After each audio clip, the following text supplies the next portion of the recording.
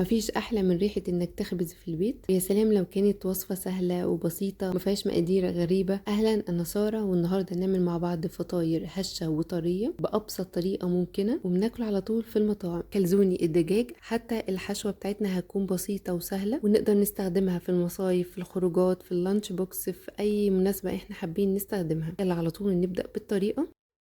اول حاجه هنبدا نعملها وهي العجينه، والعجينه هنا بنستخدمها هي نفس عجينه البيتزا. عجينه البيتزا هي يا جماعه ما فيهاش اكتر من دقيق وملح والخميره والزيت بس، مش اكتر، ومعلقه صغيره خالص من السكر عشان الخميره هتشتغل، وميه للعجن، ولا فيها زبادي. لو انتوا حابين دي اجتهادات من عندكم زياده وحابين انكم تضيفوها. هنضيف كميه الدقيق اللي احنا حابينها، وهنضيف عليها معلقه الخميره. لكل نص كيلو من الدقيق معلقه ممسوحه من الخميره، معلقه سكر، ومعلقه صغيره من الملح. ونقلب المكونات الجافه مع بعضها، او ممكن العكس، نضيف كوبايتين من الميه او كوبايه على حسب كميه الدقيق اللي احنا هنستخدمها، ونضيف عليها الزيت والخميره والسكر والملح، ونقلب كل حاجه مع بعضها. وبعد كده نبدا نضيف الدقيق بالتدريج لحد ما نوصل لعجينه طريه وماسكه نفسها بس ما بتلزقش. هنغطيها ونسيبها في مكان دافي لحد ما تخمر ويتضاعف حجمها.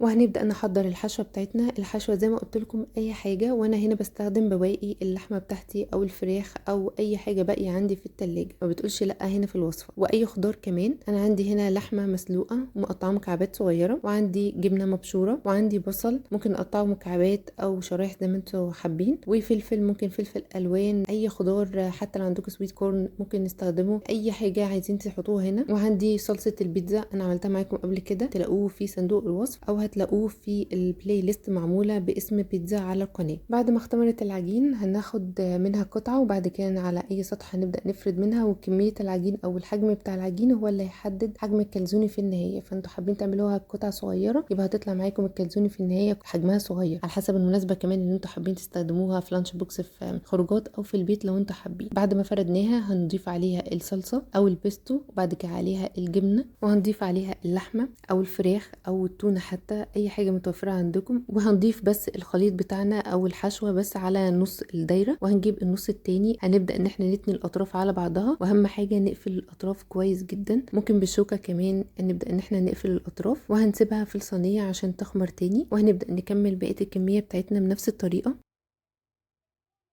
عملت معاكم كمان واحدة صغيرة عشان تعرفوا شايفين قد ايه الفرق بين الحجم. اهم حاجة هنا بس ان احنا نتأكد ان الاطراف بتاعتنا مقفولة كويس جدا، ونضغط عليها. وبعد كده نبدأ ان احنا نلفها بالشكل اللي شايفينه في الفيديو، هو موضح جدا الطريقة.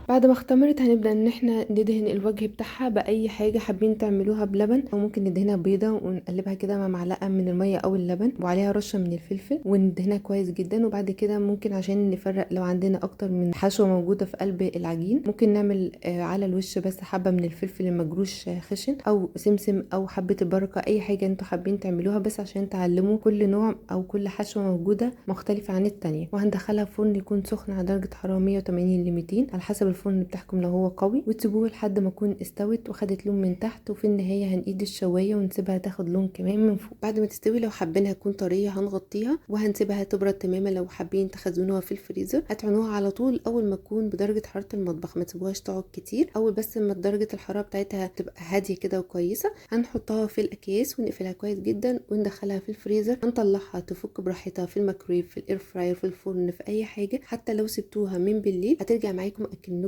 عاملينها لسه حالا. وبكده نكون وصلنا لنهايه الفيديو بتاعنا. يا رب تكونوا استفدتوا منه وعجبتكم الوصفه. اقابلكم ان شاء الله في فيديوهات وصفات مختلفه، وسلام عليكم.